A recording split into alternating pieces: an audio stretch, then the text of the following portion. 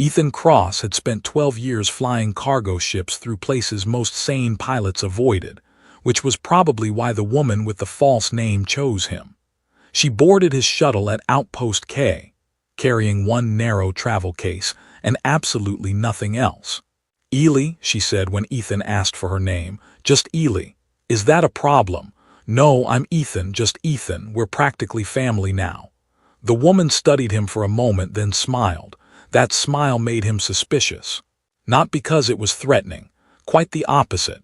It was the kind of calm, composed smile usually worn by diplomats, royalty, or people who knew exactly where the emergency exits were. Ely looked human at first glance. Golden hair, pale skin, green eyes, slender hands. Then there were the ears.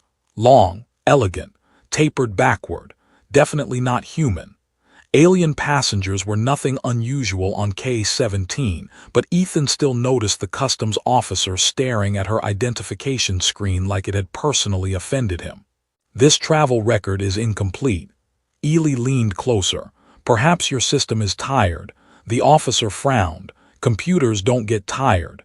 His terminal suddenly flashed. "System fatigue detected." Ethan covered his mouth. The officer stared at the screen. The screen added, "Please allow me a moment." Ethan failed to contain the laugh. The officer slowly turned toward Ely. "What did you do?" "Nothing." The terminal displayed another message. "She did nothing." Ethan leaned toward the officer. "I think your computer likes her. I hate this station." The officer waved them through. Ethan waited until they reached the docking corridor before speaking. "You hacked customs." "No." "You charmed an artificial intelligence." "I was polite." "That's worse." Ely glanced at him. "Why?" "Because now I have to rethink every argument I've ever had with my navigation system." His shuttle, the Meridian, sat at the end of Dock 7, looking slightly older than the station surrounding it. Ethan preferred the word experienced. Everyone else preferred junk. The Meridian had survived meteor showers, plasma turbulence, failed gravity wells, and one incident involving 6 stolen agricultural drones and a wedding procession. Ethan still refused to discuss the wedding. Once aboard, Ely gave him coordinates. He stared at them, then stared at her, then back at the coordinates. "You want to go there?" "Yes." "There's nothing there." "There is a research relay." "There was a research relay 40 years ago." She sat in the co-pilot seat. "So you know the way." "That is not what I meant." He entered the coordinates anyway. Money had a remarkable ability to turn bad ideas into scheduled departures. The Meridian left K-17 and entered the black. Hours later, normal traffic disappeared behind them. The nearby star burned weakly, a red sphere collapsing toward the final centuries of its life. Ely spent most of the journey staring through the cockpit glass. Once Ethan heard her whisper something. "What was that?" "A name." "For what?" "That star." Ethan checked his console. "It's catalogued as RX-731. "That is not its name. Stars don't usually complain about catalog numbers." "That one would." Ethan looked at her. "You talk to stars?" "No." "Good. I listen." He decided not to ask another question. 20 minutes later he asked another question. "So what exactly are we collecting from this station?" "Nothing." "Dropping something off?" "No." "Meeting someone?" "No." Ethan nodded thoughtfully. "Excellent. I enjoy missions with clear objectives." Ely smiled faintly. "You ask many questions." "I'm a pilot. Questions keep me alive." "I thought engines did that." "You clearly haven't seen my engines." A warning tone sounded. As if insulted, the left fusion regulator dropped 3%. Ethan pointed at the console. "See." The abandoned relay appeared ahead. It was a dark structure orbiting close to the dying star, its outer hull scarred by decades of radiation. No beacon, no power signal, no registered activity. Yet one docking bay opened as they approached. Ethan slowed the Meridian. "That's interesting. You say that when you're worried." "I say worse things when I'm really worried." They docked. Inside, the station was completely dark. Ethan activated a shoulder lamp.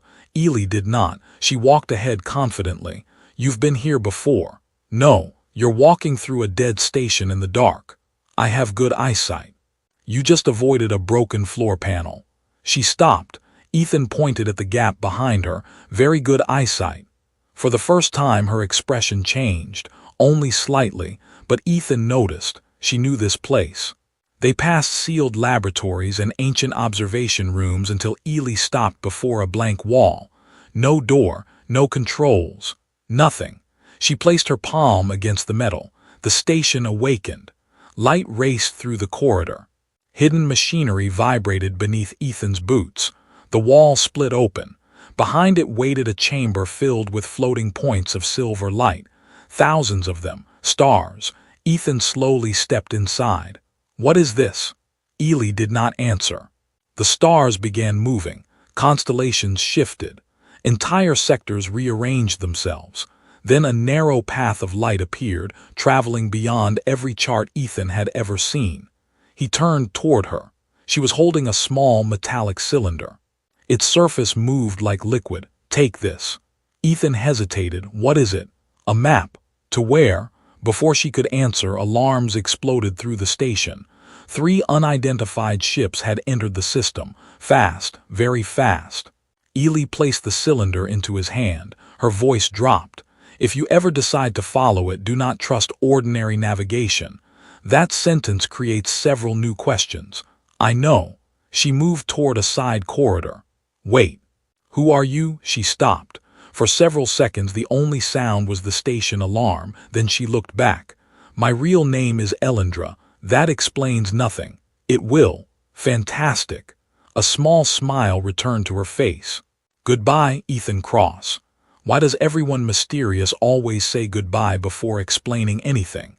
The corridor sealed between them.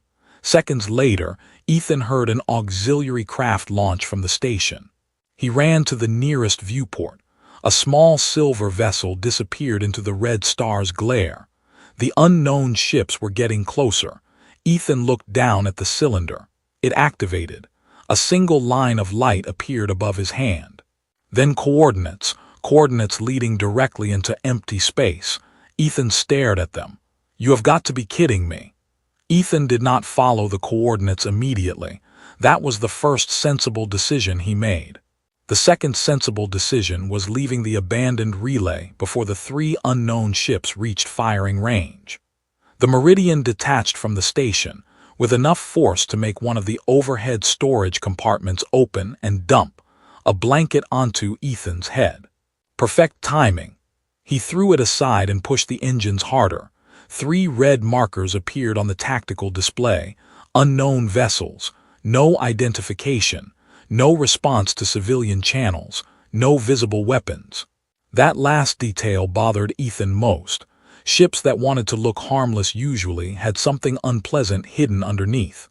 Meridian, calculate fastest route to registered traffic. The navigation computer answered. Processing. Today would be excellent. Your sarcasm does not improve computational efficiency. Ethan looked at the console. You've been waiting years to say that, haven't you? Yes. He almost smiled. Then the first pursuing ship accelerated. Jump solution available, the computer announced. Take it. The stars stretched into white lines. The Meridian entered hyperspace less than 4 seconds before the unknown ships reached the relay. Ethan remained in his seat long after the warning lights disappeared. The metallic cylinder rested beside him, silent, innocent-looking, probably dangerous, definitely interesting. He pointed at it. You are staying right there. The cylinder glowed. No, a tiny holographic star appeared above it. Ethan stared. You understand me. The star vanished. Good, because I don't need another opinion on this ship. The navigation computer responded. I agree. Ethan rubbed his face. He needed sleep. Instead, he spent the next 6 hours examining the device. Standard scanners could not determine its composition. Spectroscopy returned contradictory results. The outer shell appeared metallic, crystalline, organic, and somehow partially absent from normal space. Ethan ran the scan twice, then 3 times. The 4th result claimed the object possessed negative mass. That's impossible. The computer answered. Would you like me to mark the result as emotionally inconvenient? Yes. Option unavailable. He leaned back. Elyndra had called it a map. Fine. Maps were supposed to show places. This thing appeared determined to insult physics. He touched the surface. Nothing. He rotated it. Nothing. He placed it beside the navigation terminal. Nothing. He threatened to sell it to a scrapyard. Nothing. Finally, tired and irritated, Ethan muttered, "Please just tell me what you want." The cylinder opened, not mechanically. Its surface unfolded into thin arcs of silver light. A holographic star field filled the cockpit. Ethan froze. Hundreds of points appeared around him. Some matched known systems, most did not. Then one star began pulsing. Coordinates formed beneath it. Ethan checked them against the navigation database. No registered colony, no station. No moon, nothing. What's there? The map projected one word in standard human script. Come. Ethan stared at it. No, the word remained. No, come. You are extremely confident for something that fits in my cup holder. The hologram disappeared. For 2 days, Ethan ignored it. He delivered his delayed cargo to Hellion Station, answered several angry messages from the freight company, and lied about why his flight plan had suddenly crossed restricted space. He told them engine trouble. Technically, his engines had been troubled, mostly by him. At Hellion, he found someone who might know what the device was. Professor Tavan Mar had taught ancient Xenocivilization studies for 40 years before retiring into a life that appeared mostly dedicated to drinking terrible coffee and insulting younger academics. Tavan was Vairani, a species with blue-gray skin, black eyes, and an irritating habit of pretending to know everything. He examined the cylinder inside his laboratory. For 15 minutes he said nothing. Then 20. Ethan finally leaned forward. Well, Tavan looked at him. Where did you get this? That sounded serious. Where? An alien woman gave it to me. Tavan slowly lowered the scanner. Describe her. Human-looking, long ears, green eyes. Golden hair, talks like every sentence should be carved into a monument. Tavan became very still. Name? Elyndra. The professor stood. I cannot help you. Ethan blinked. That's it. Yes. You stared at the thing for 20 minutes. I regret those 20 minutes. Tavan, I suggest you destroy it. How? The professor paused, then looked annoyed. I do not know. That weakens your suggestion considerably. Tavan walked toward the door. Ethan blocked him. What is it? The older alien lowered his voice. There are stories. About maps. About pathways. To where? Tavan glanced at the cylinder. Places removed from history. That answer stayed with Ethan. He returned to the meridian before sunset cycle. The cylinder activated the moment he entered. Come. Ethan sat down. You know, mysteriously ordering people around works much better when you explain why. The display changed. A second word appeared, choose. Ethan stopped joking. Something about that word felt different, not command. Invitation. He entered the coordinates. The destination lay 14 light-years beyond any useful trade route. Meridian, yes. How bad is this idea? Statistically, yes. Very good. He powered the engines. The jump took him to an empty system circling a dim white star. At first, nothing appeared unusual. Then the cylinder projected another coordinate. Closer. A dead moon. Ethan landed near its equator. The surface was covered in black dust and shattered rock. Nothing moved, nothing lived. Yet 1/2 kilometer from the landing site, his sensors detected a weak energy pulse beneath the ground. He followed it. Buried under centuries of dust stood a narrow metallic pillar. Ethan brushed its surface clean. The same silver material. The same impossible construction. The pillar reacted to the cylinder. Light spread across its surface. A hologram appeared. 2 figures stood within it. One was human. The other had long ears.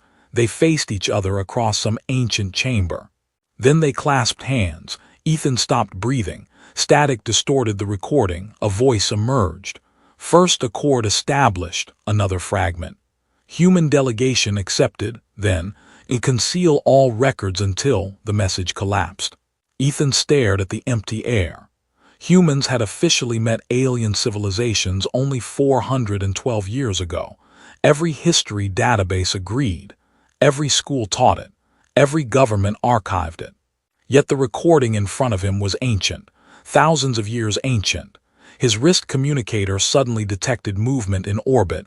One ship, then two, then five, unidentified. Ethan looked toward the sky. You've got to be kidding me. The cylinder projected new coordinates immediately, another destination, farther away. The meridian transmitted a warning from the landing site, multiple vessels entering attack formation. Ethan started running. Of course they are. Behind him, the ancient pillar activated one final time. A sentence appeared across its surface.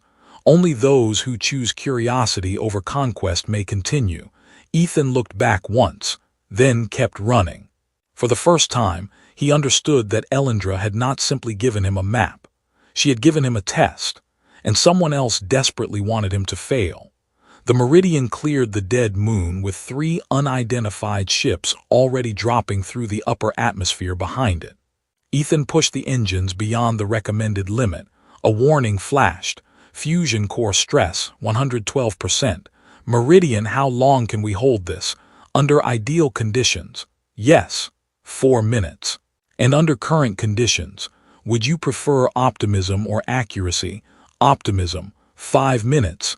Ethan stared at the display. That is terrible optimism. The first hostile vessel fired. A pulse of blue-white energy passed beneath the meridian and struck the moon's surface. The impact threw debris thousands of meters into the air. Ethan angled the ship sharply. Fine. Accuracy. 3 minutes, 17 seconds. That somehow feels worse. The silver cylinder floated above the navigation console and projected a new route. It did not point toward open space. It pointed toward the system's star.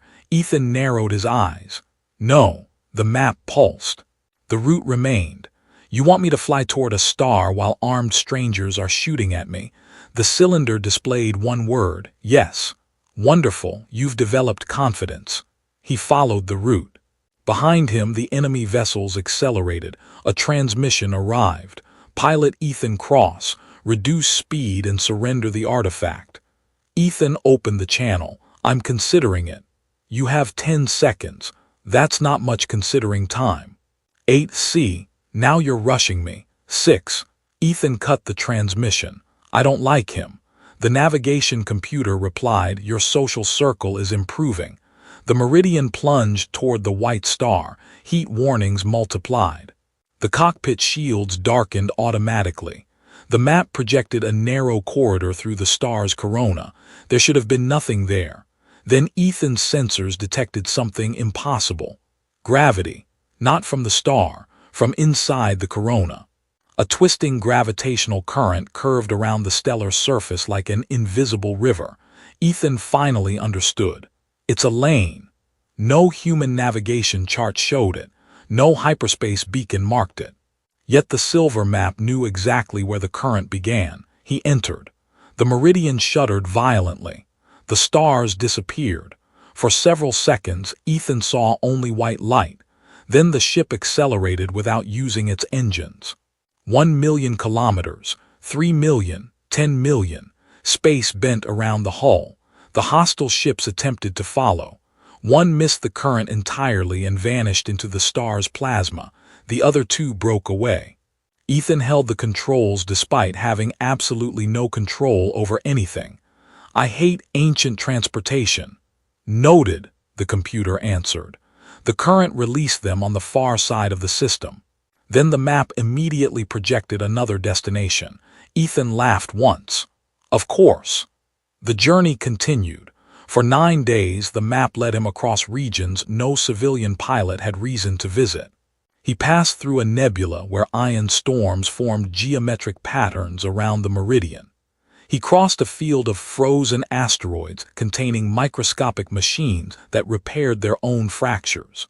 At the edge of an unregistered system, he encountered enormous creatures drifting between planets. They were made almost entirely of glowing plasma. Ethan slowed the meridian. One of the creatures passed close enough to fill the forward window. Its body stretched for several kilometers. Waves of light moved through it like breathing. What exactly am I looking at? The computer processed sensor data. Unknown. Helpful. Thank you. Then a low vibration passed through the hull. The creature had emitted a signal. Not radio, not sound. Gravity.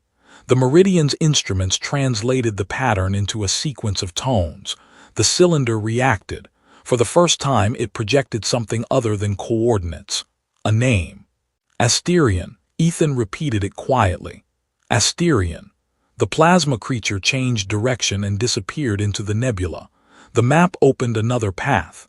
Far away, aboard a silver vessel concealed inside the shadow of a gas giant, Elyndra watched Ethan's progress.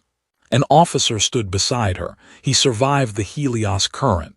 I can see that. He also communicated with a Vareth. Elyndra turned. He did. Technically, the Vareth communicated with him. That is unusual. The human asked it what it wanted. Elyndra almost smiled, and the Vareth ignored him. Very wise. The officer folded his hands behind his back. My lady, the Obsidian Council has dispatched hunters. How many? 22 vessels. Her expression hardened. They are afraid. They know what he is approaching. They know what they once destroyed. The officer lowered his voice. Should we intervene? Elyndra looked toward the distant stars. No. If he dies, then the map chose poorly. The officer stared at her. And do you believe that? A long silence followed. No. Back aboard the Meridian, Ethan reached the next marker. It floated alone in deep space. No planet. No moon, just a small object orbiting nothing. He approached carefully. The artifact activated. A holographic recording appeared in the cockpit. Human figures stood beside long-eared aliens. Not soldiers. Engineers. Scientists. Families. One human man lifted a child into his arms while an alien woman laughed beside him. Another group worked around a machine that opened a stable wormhole. Then the recording changed. Warships filled the sky. Cities burned. A voice spoke through layers of static. The First Alliance must disappear. Another voice answered. If they know humanity stood with us, they will never stop hunting them. The image shifted again. A human commander and an alien woman faced each other. We erase everything. Even our names, especially our names. The recording ended. Ethan remained still. The truth was no longer a theory. Humanity had not entered the galactic community 4 centuries ago. Humanity had been part of it thousands of years earlier. Then someone had deliberately erased the evidence. A proximity alarm sounded. Ethan checked the sensors. 22 vessels had entered the system. The same broken star symbol appeared across every identification scan. A transmission opened. This time the voice was different. Calm. Older. Ethan Cross. Ethan leaned toward the console. You people really need a hobby. You do not understand what you are carrying. I'm beginning to. That is precisely the problem. Weapons locked onto the Meridian. The silver cylinder rose from the console. Its surface split into dozens of rings. A final coordinate appeared directly ahead. Ethan checked the location. There was nothing there. No star. No planetary mass. No radiation. Just an enormous region of empty black space. He looked at the map. This had better be impressive. The enemy fleet opened fire. Ethan activated the jump drive. The Meridian vanished. When the stars returned, every sensor on the ship went silent. Then space in front of him began to change. A thin line of golden light appeared in the darkness. It widened. Something impossible waited behind it.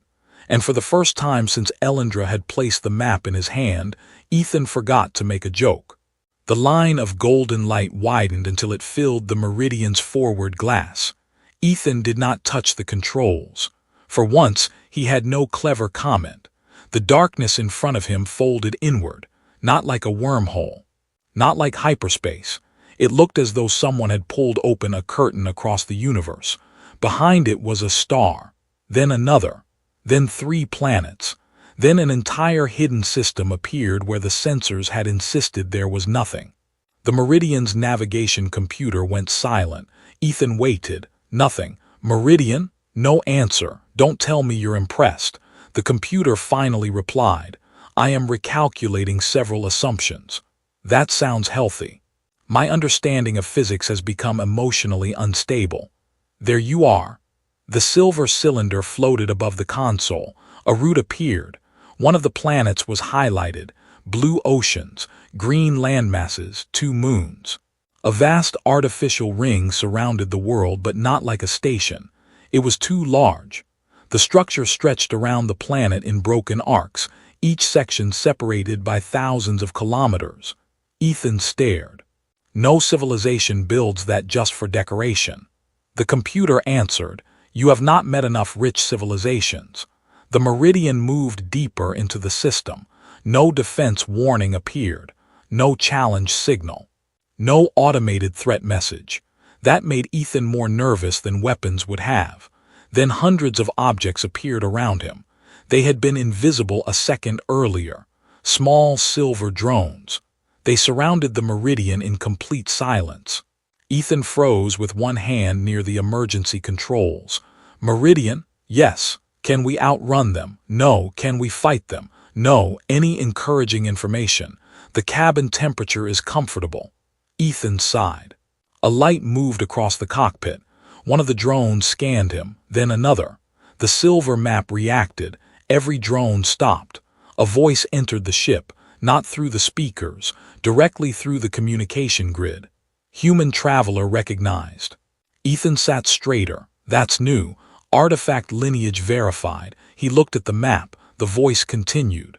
Access granted.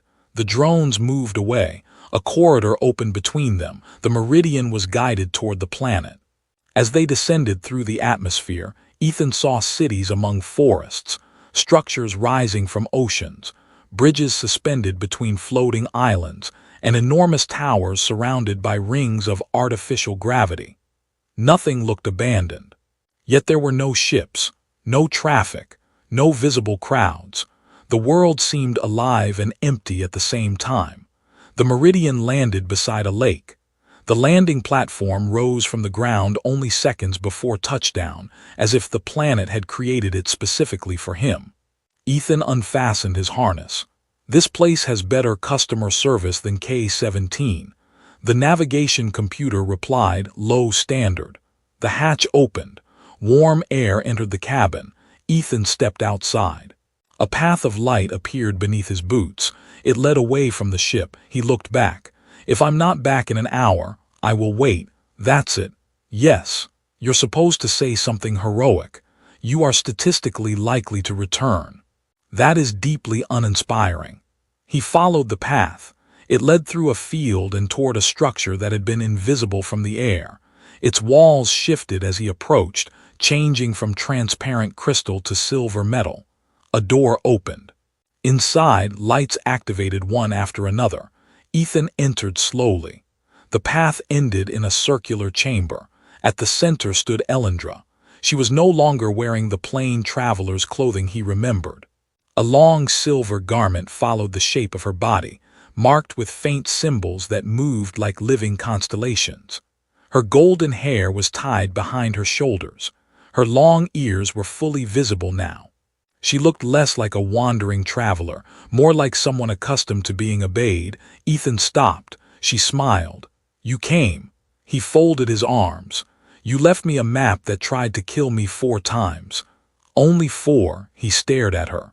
That was a joke. A small one. Good. I was worried royalty had no sense of humor. Her expression changed. Ethan noticed immediately. Oh, Elyndra said nothing. He pointed at her. You are royalty. I did not say that. You didn't have to. He looked around the chamber. This entire planet opens doors for you. It opens doors for the map. Convenient answer. She stepped closer. My full name is Lady Elyndra Vale. Lady? Yes. Explorer. Yes. Professional liar. Her mouth curved slightly. Occasionally, Ethan laughed once. At least we're making progress. Elyndra looked toward the ceiling. The chamber changed. Stars appeared above them, not projections, memories. Images formed across the walls. Humans, Aliens, cities, ships. Ethan recognized the same long-eared people from the ancient recordings. One scene showed a human landing craft descending beside an alien settlement. Another showed human engineers constructing machines beside alien scientists.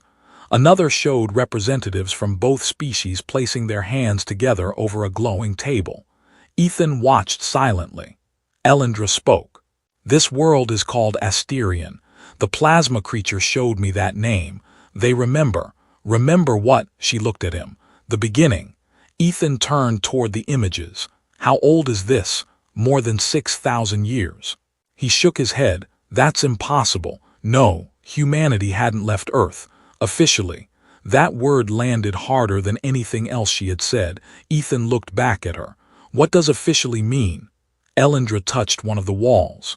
The image changed. A human ship appeared, primitive by modern standards, but unmistakably human. Earth markings covered the hull. Ethan stepped closer. "No, yes.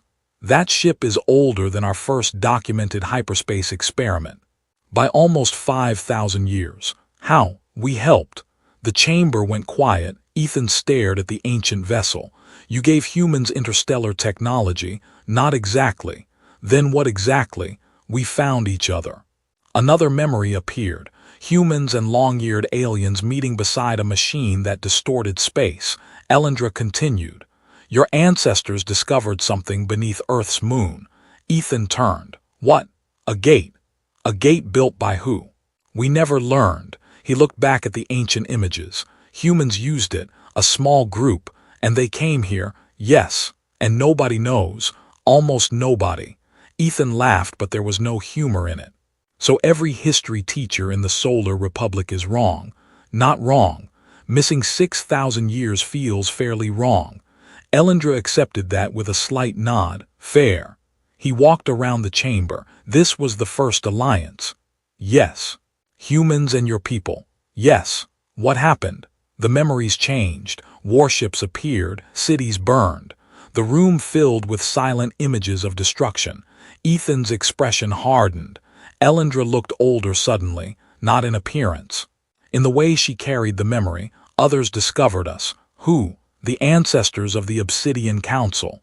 The broken star symbol appeared above them. Ethan recognized it immediately. "The people chasing me." "Yes. They attacked this world." "They attacked every world connected to the Alliance." Ethan looked at her. "Why?" "Because humans and my people were changing the balance of power." "That seems dramatic." "Empires are often dramatic when frightened."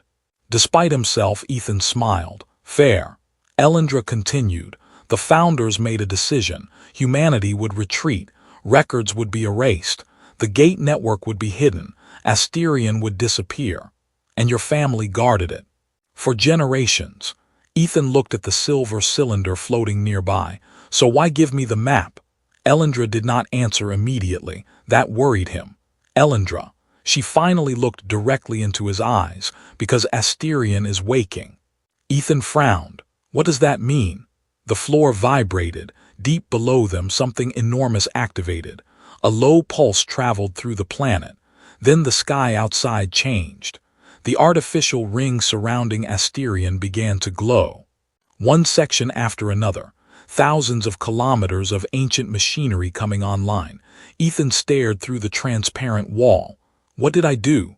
Elyndra's expression became grave. "You arrived. That's all. For Asterion, that was enough."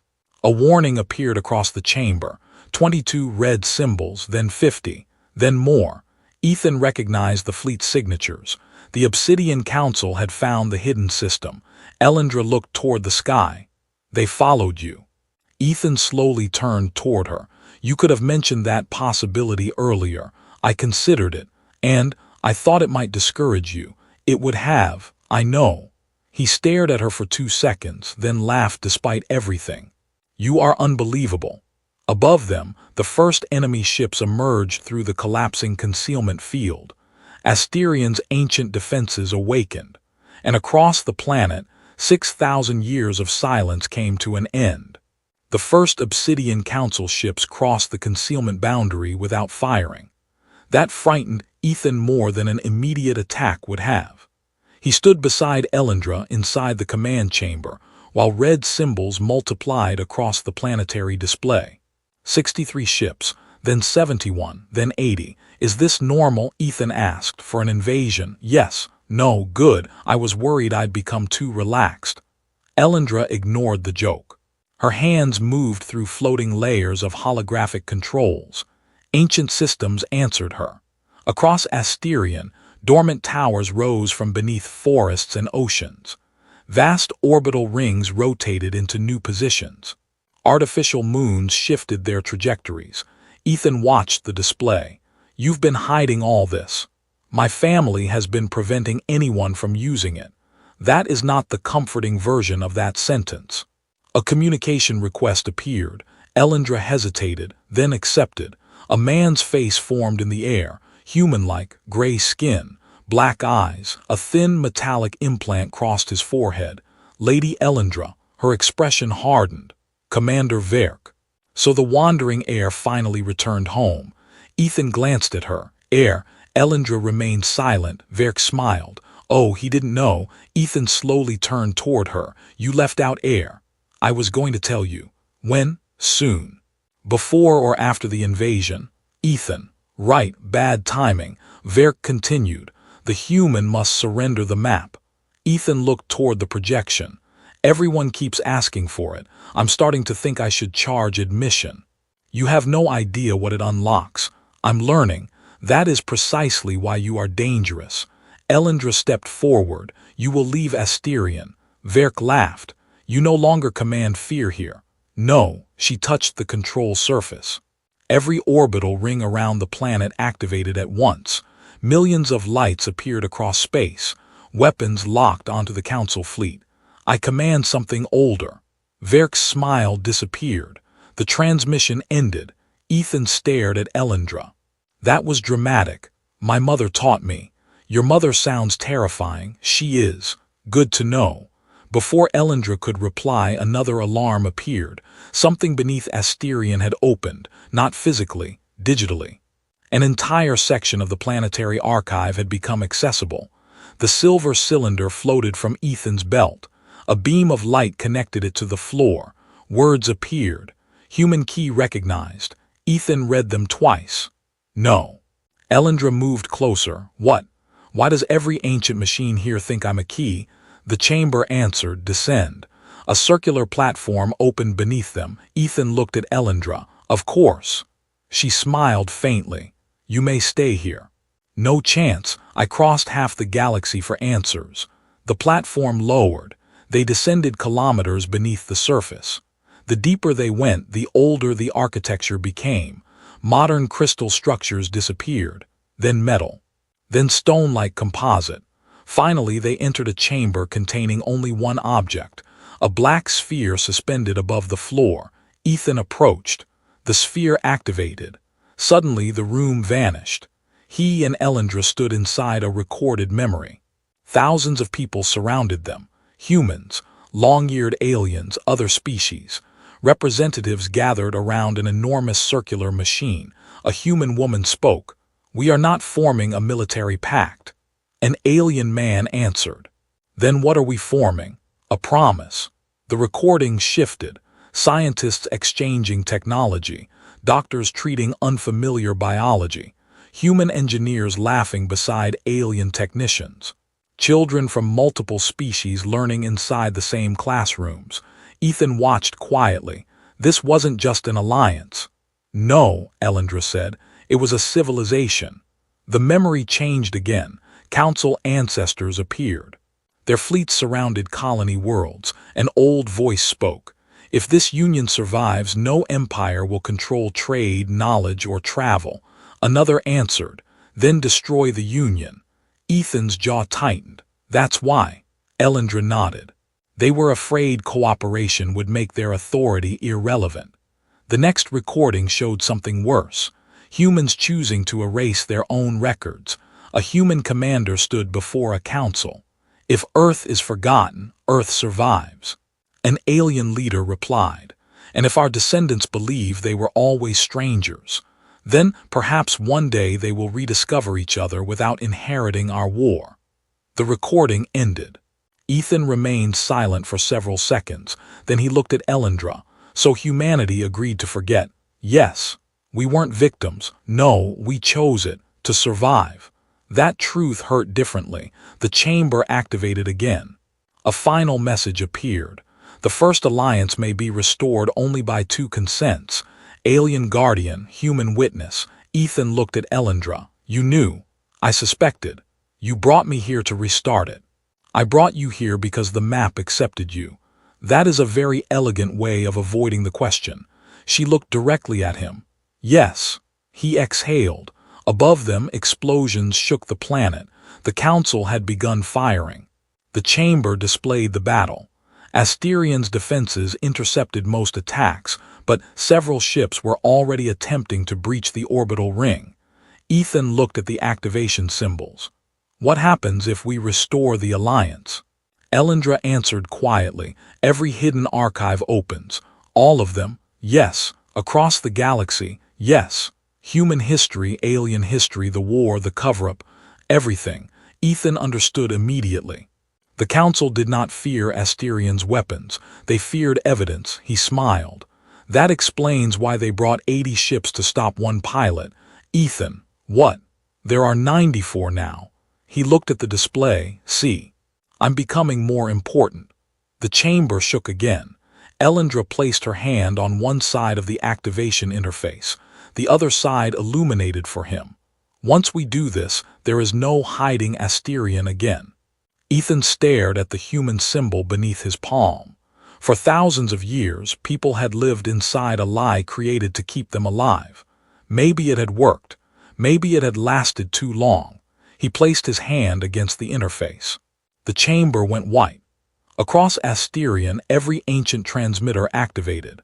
Across forgotten moons, buried stations, abandoned gates and silent satellites, machines awakened after 6,000 years. The first archive broadcast began. Human voices filled the galaxy. Alien voices followed. Then the records, names, treaties, images, proof. Every lie collapsed at once. Above Asterion, several council ships stopped firing. Then another. Then 6 more. Ethan watched their weapon locks disappear. What's happening? Elyndra smiled. They're seeing the truth. A new transmission appeared, not from Verk, from one of his captains. We were told humans destroyed the first alliance. Another transmission interrupted. We were told Elyndra's people betrayed it. A third followed. We were lied to.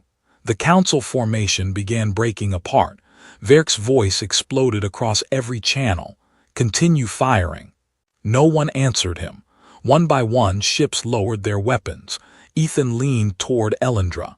You know, for an ancient galactic conspiracy, this is becoming very embarrassing for them. She laughed. Then the chamber alarms changed. One ship had not lowered its weapons.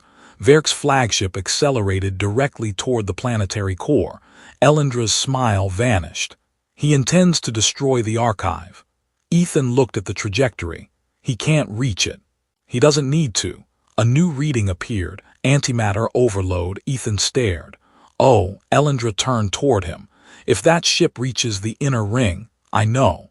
Asterion's defenses rotated toward the flagship. But Verk had positioned civilian defectors between himself and the firing solution. Ethan understood instantly. They could stop him, but only by destroying the ships that had just surrendered. He looked toward the surface display. Then toward the meridian. Elyndra followed his gaze. No, I didn't say anything. You were about to. I have a very expressive face. Ethan, he smiled. You said the planet needs a human witness. Yes. You didn't say he had to stay indoors. Her long ears shifted slightly as her expression tightened. That is not funny. I know. For the first time he meant it. Above them, Verk's flagship entered the inner defense zone. And Ethan started running toward the lift.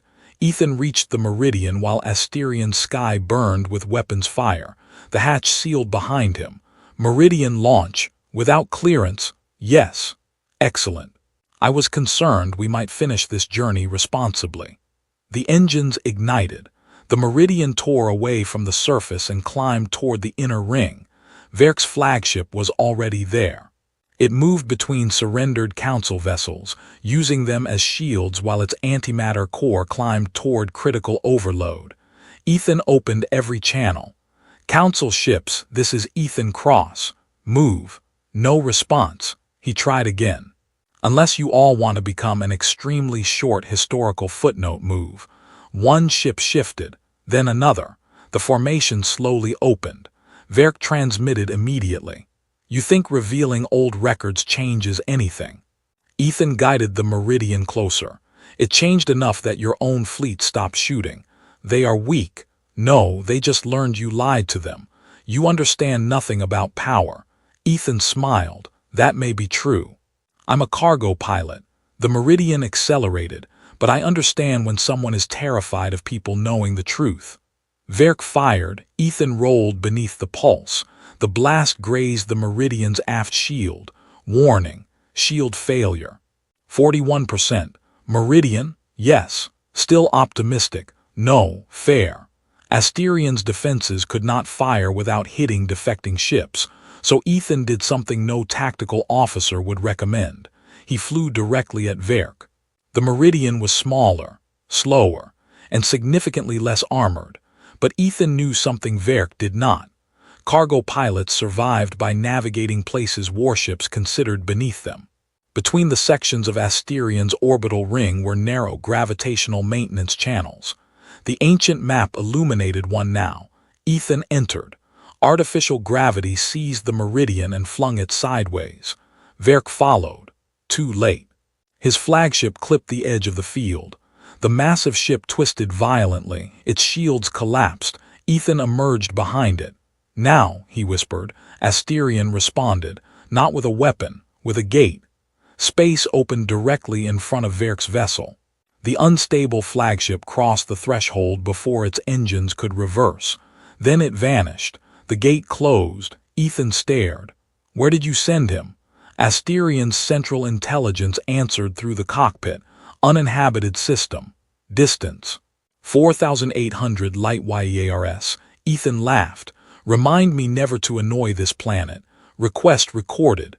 The surrendered ships transmitted one after another. "We stand down. We request asylum. We will provide testimony."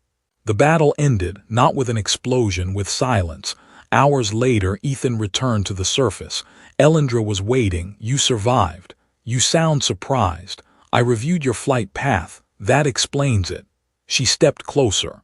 "You could have died. I noticed." For several seconds neither spoke. Then Elyndra smiled. "You are either very brave or deeply irresponsible. Those two have always had a complicated relationship." She laughed. The sound felt different now. Lighter. Around them, Asterion continued broadcasting the archive.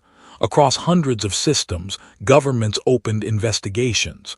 Historians demanded access. Military alliances suspended old treaties. Humanity received proof that its ancestors had crossed the stars thousands of years before official first contact. Elyndra's people learned that humans had not abandoned them. Both species learned the same uncomfortable truth. They had inherited suspicion from people who had deliberately chosen forgetting, but now they could choose differently. Weeks passed. Delegations arrived. Human scientists entered Asterion's archives beside alien historians. Council defectors testified against Verk and the remaining conspirators. Professor Tavan sent Ethan a short message. "I knew it was important." Ethan replied immediately. "You told me to destroy it." Tavan answered. Academic caution. Ethan laughed for nearly a minute. The greatest change came quietly. Asterion's central chamber reopened. Representatives from humanity and Elyndra's civilization gathered around the same interface their ancestors had used 6,000 years earlier. No hidden treaty, no secret pact. Every transmission remained public. Elyndra stood beside Ethan. "You should be there." He looked toward the diplomats. "I'm a pilot. You are the human witness. I witnessed mostly people trying to kill me. That is historically useful." He sighed. "Fine." They stepped forward together. The renewed alliance was signed without ceremony grander than necessary. No emperor declared victory. No army marched. No monument rose. Instead, the first agreement focused on open archives, free scientific exchange, shared exploration, and permanent access to the ancient gate network. Ethan liked that. It felt more real. Later, he stood aboard the Meridian preparing to leave Asterion. Elyndra entered the cockpit. He glanced at her. "You're coming, for a while. Under your real name," she considered it. "Yes. That will make customs interesting. I believe the computers like me." Ethan groaned. "They do." She sat in the co-pilot seat. The silver cylinder rested between them, its surface activated. A new map appeared. Not one route. Thousands. Ethan stared. "You knew it could do that?" "No." For the first time since meeting her, Elyndra looked genuinely surprised. The map projected a message. "First path complete. Others remain." Ethan leaned back. "That sounds suspiciously like more work." Elyndra smiled. "You could ignore it." He looked at her, then at the stars.